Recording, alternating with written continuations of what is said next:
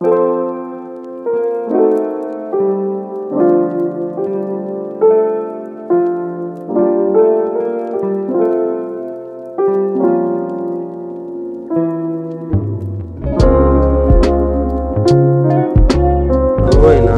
యేసుక్రీస్తు నామములో మీ అందరికీ శుభములు కలుగునుగాక.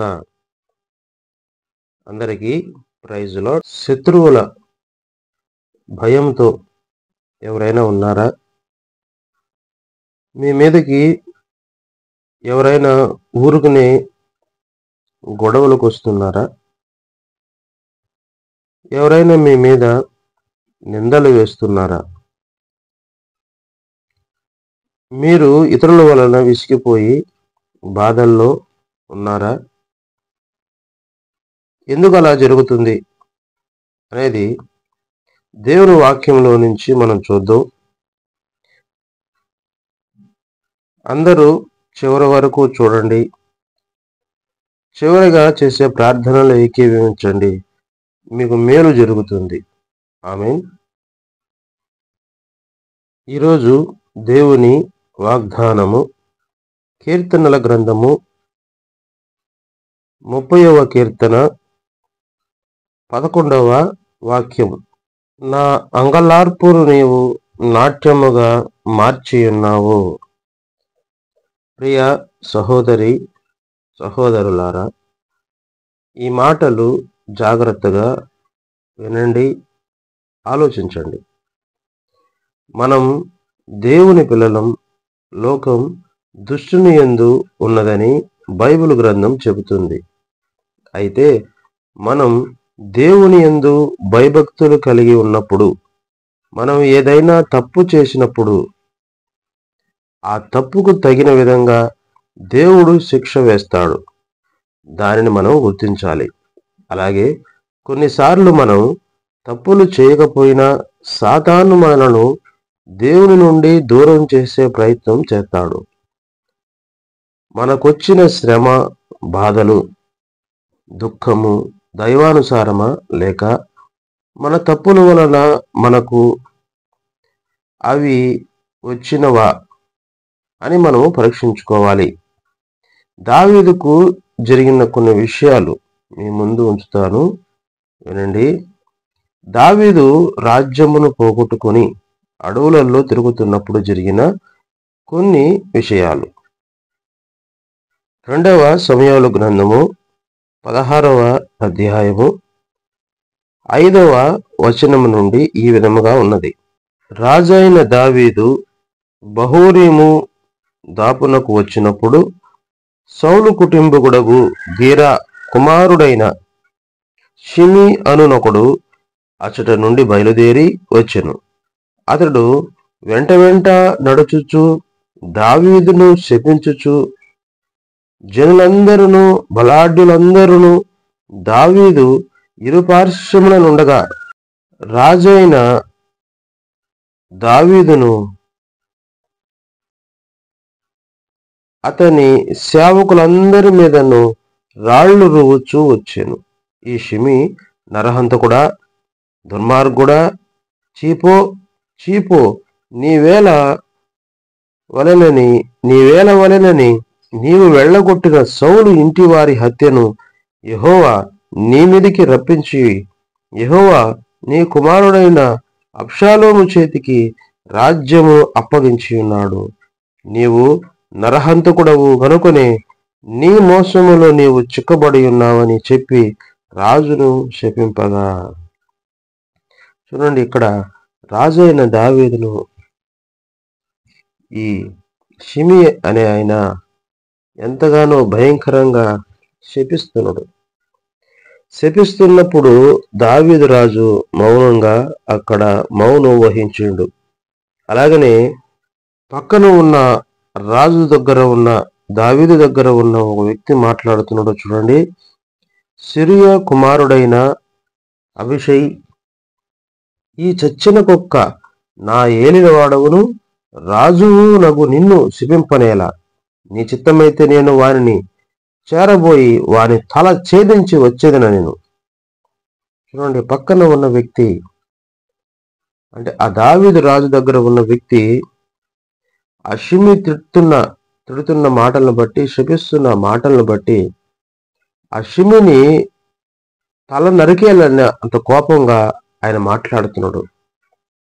అలాగే మనము మంచిగా భక్తిలో ఉన్నప్పుడు ఎదుటి వారు మనల్ని దూషిస్తున్నా, అలాగనే వారు దూషణలను బట్టి మన దగ్గర ఉన్న మనవాళ్ళు వారి మీదకి పొమ్మని చెప్పిన, అంటే కొట్లాటలకు కావచ్చు, మీరు కూడా తిట్టొచ్చు కదా అని అంటున్నా కూడా మనం ఏమాత్రము కూడా తిట్టకూడదు, కొట్టకూడదు, దూషించకూడదు, ఎదురు దూషణ మనము మాట్లాడకూడదు, శపింపకూడదని ప్రభు చెప్పాడు కదా. మిమ్మల్ని శపించే వారిని దీవించుడి అని ప్రభు చెప్పాడు కదా. చూడండి, అలాగే తర్వాత ఈ దావీదు మాట్లాడుతున్న మాటలు చూస్తే ఎంత చక్కగా ఉన్నాయో. 10వ వచనంలో, అందుకు రాజు, సిరుయ కుమారులారా, మీకును నాకును ఏమి పొందు, వారిని శపింపనీయుడి, దావీదును శపింపమని యెహోవానికి సెలవీయగా నీవు ఇలాగున ఎందుకు చేయుచున్నావని ఆక్షేపణ చేయగలవాడెవడని చెప్పి అభిషేక్తోనూ తన సేవకులందరితోనూ పలికినదేమనగా, నా కడుపున పుట్టిన నా కుమారుడే నా ప్రాణము తీర్చుచుండగా ఈ బెన్యామీనీయుడు ఈ ప్రకారము చేయుట ఏమి ఆశ్చర్యము, వాని జోలి మానుడి, యెహోవానికి సెలవిచ్చిన్నాడు గనుక వానిని శపింపనీయుడి. యెహోవా నా శ్రమను లక్ష్యపెట్టునేమో, వాడు పలికిన శాపమునకు బదులుగా యెహోవా నాకు మేలు చేయునేమో. ఆహా, చూడండి, దావీదు దేవుని ద్వారా సాక్ష్యము పలికిన వ్యక్తి. దేవుడే దావీదు గురించి సాక్ష్యం చెప్పాడు. ఏమని అంటే, దావీదు నా హృదయానుసారుడు అని. అంటే ఈ షిమి తిడుతున్న మాటలను బట్టి, శపిస్తున్న మాటలను బట్టి ఆయన ఏమాత్రము బాధపడకుండా, దేవుడే దీనికి కారణము, దేవుడే నన్ను శపిస్తున్నాడు, ఏమో ఆ శాపవచనాలకి బదులు ఇదిగో నాకు మేలు చేస్తాడేమో, దేవుడు తిట్టనివ్వండి, శపించనివ్వండి అని అక్కడ ఉన్న వారికి దావీదు చెబుతున్నాడు. దావీదు ఈ విధంగా ఉండడం ద్వారా దేవుడు దావీదు కుమారుని చేతిలో నుండి రాజ్యమును మరలా దావీదుకు అప్పజెప్పడం జరుగుతుంది. అందుకని మరలా ఈ దావీదు ఈ విధముగా ప్రార్థన లేదా కీర్తన పాడుతూ దేవుడికి మొరపెడుతున్నాడు. మనం ముందుగా చదువుకున్న వాగ్దానంలో, నా అంగలార్పును నీవు నాట్యముగా మార్చి ఉన్నావు అని. చూడండి, దేవుని ప్రియులారా, సహోదరి సహోదరులారా, మనం ఎందుకు ఎవరైనా వచ్చినప్పుడు మనం మౌనంగా ఉంటే అది మనకే మంచిది. మన మీదకి ఎంత శత్రువుగా వచ్చినా కూడా మనము మన బాధలు, మన కష్టాలు, మన శ్రమలు, వాళ్ళు తిడుతున్నా కూడా దేవుడికి అప్పచెప్పుకుంటే, వాళ్ళు దూషిస్తున్నాయి కావచ్చు, శపిస్తున్నాయి కాబట్టి మొత్తం దేవునికి అప్పచెప్పుకుంటే ఆయనే చూసుకుంటాడు అని మనం ప్రార్థన చేయగలిగితే దేవుడు ఖచ్చితంగా ఆ యుద్ధాన్ని ఆయనే చేసి మనకి విజయాన్ని చూడండి, ప్రభువైన యేసుక్రీస్తు సృష్టికర్త అయిన దేవుడై ఉండి మానవుడిగా ఈ భూమి మీదకి దిగి వచ్చి మనం చేసిన తప్పులన్నీ కూడా ఆయన మీద వేసుకుని అనేక మంది ఆయన్ని దూషిస్తున్నా, ఆయన్ని కొడుతున్నా, హింస పెడుతున్నా, ఎన్ని ఇబ్బందులు పెడుతున్నా ప్రభు మన కొరకే గొర్రె పిల్లవలే మౌనంగా ఉన్నాడు. ఆయన మౌనంగా ఉండి చివరికి ఆయన ప్రాణాన్ని అర్పించి తిరిగి 3వ దినమున లేచిన దేవుడై ఉన్నాడు. అందుకని మనమందరం కూడా ఆయన నమ్ముకున్న వారము కాబట్టి మన శత్రువులను ప్రేమిద్దాం. అప్పుడు దేవుడు మనల్ని ప్రేమించి ఇదిగో ఉన్నతమైన స్థానంలోకి దేవుడు మనల్ని తీసుకుని వెళ్ళి, ఒకవేళ మన కష్టాలు, మన బాధల్లో కూడా వెళుతున్నామేమో, కన్నీళ్ళు కూడా వెళుతున్నామేమో, వాటన్నిటి నుంచి విడిపించి ఈ దావీదు వలె మనము దేవుడు స్తుతించే భాగ్యము దేవుడు మనకి దయచేస్తాడు. నా అంగలార్పును నీవు నాట్యముగా మార్చి ఉన్నావు అని దావీదు పలికిన విధముగా మనము కూడా దేవుణ్ణి స్తుతించే విధముగా దేవుడే మనల్ని తయారు చేస్తాడు. అటువంటి కృప దేవుడు మనందరికీ దయచేయును గాక. ఆమేన్. అందరూ ప్రార్థనలో ఏకీభవించండి. ప్రేమ కలిగిన మా తండ్రి, మహోన్నతుడైన దేవ, పరిశుద్ధుడైన తండ్రి, ఇదిగో నాయనా, నువ్వు ఇచ్చిన ఈ గొప్ప మాటలను బట్టి నీకు స్తోత్రములు. నాయనా, నా అంగలాత్మను నీవు నాట్యముగా మార్చి ఉన్నావని దావీదు పలికిన విధముగా అయ్యా, మేము కూడా ప్రభువా నాయన కష్టాలు, కన్నీళ్లు, బాధల్లో ఉన్నప్పుడు అయ్యా నీకు మొరపెట్టినప్పుడు నాయన, నీకు ప్రార్థన చేసినప్పుడు తండ్రి, నీవు మా మొర ఆలకించి, మా ప్రార్థనలు ఆలకించి, అయ్యా మా విజ్ఞాపనలు ఆలకించి నాయన, మా బాధలు, మా కన్నీళ్లు తీసివేసి, మా శత్రువుల నుండి మమ్మల్ని విడిపించి, ఇదిగో నా తండ్రి, నీవే మాకు మనశ్శాంతిని దయచేసి దేవుడు అయినందుకు నీకు స్తోత్రములు. అవన్నీ మాకు దయచేసి నాయన, నీవే మమ్మల్ని కాపాడి రక్షించమని, మాకు మనశ్శాంతిని దయచేయమని.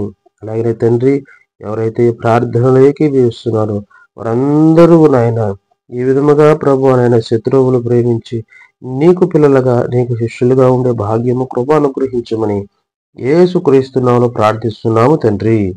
ఆమేన్.